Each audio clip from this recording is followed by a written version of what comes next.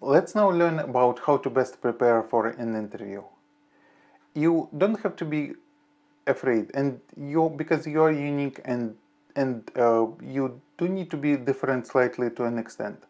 Know what are the boundaries of the expectations and of the desired behavior during the interview, and just use all of these boundaries. Don't just stay in the middle in a concerned state. Start with some basic research about the company. Spend maybe 5-10 minutes about the company, and maybe another 5-10 minutes to understand the dynamics of the industry that the company is in. If you have the name of the hiring manager, look them up on LinkedIn, but don't connect with them before an interview. See what their career progression is like and what kind of choices they had to make. Take a look at where they are now, what they are responsible for, and what may be some of the challenges that they may need your help with. Rather than being like all others, just don't stay within the narrow path of the beaten to death questions and answers. Show your personality. Do it within the boundaries of the interview. For example, if you have during the interview you have time to ask several questions, or rather several places where you can ask questions.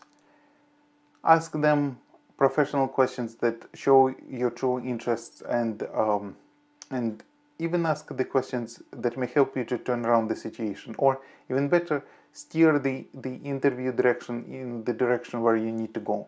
For example, if you see the hiring manager being interested in one topic, give them more of the evidence based on their interest, even if these maybe are not as strong evidence as you have for other areas. But this way you're speaking and you're building the discussion on the points that are interesting for the interviewer.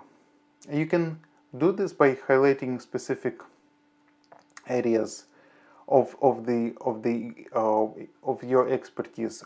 Take a look and read what kind of language your interviewer is using, and again, just don't Google for the interview questions, because majority of those are very, very shallow. Good recruiters don't use those questions. Instead, they are likely using many other probing techniques to get to the bottom of your expertise.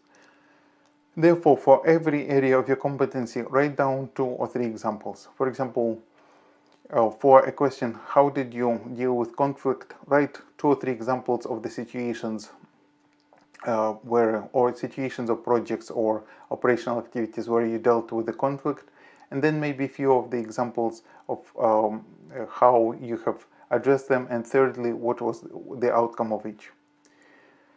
Start with the personal competencies and then move into interpersonal and over to the professional competencies, and this way you'll do absolutely great.